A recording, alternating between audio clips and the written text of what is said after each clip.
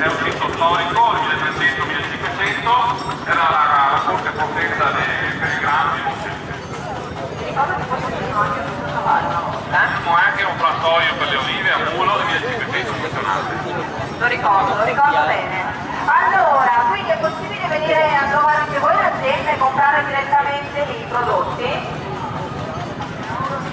Ragazzi, assolutamente sì, ma quindi ti chiedevo, è possibile venire direttamente in azienda anche da te?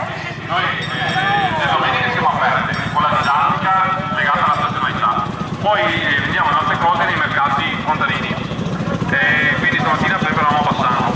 Il più vicino qui è mercoledì pomeriggio a Rubano. Perfetto, abbiamo dato anche delle indicazioni. Festa dell'olio, conosco cos'è? Tanto la festa dell'olio quando è?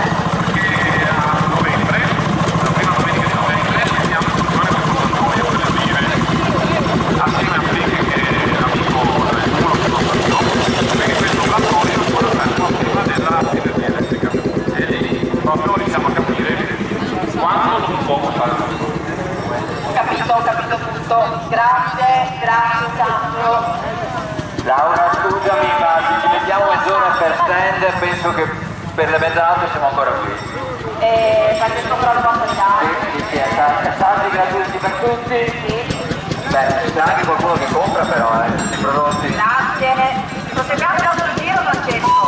Sì, dopo il salame, pane, formaggio, la frutta. Mi sembra giusto. Frutta che viene da dove?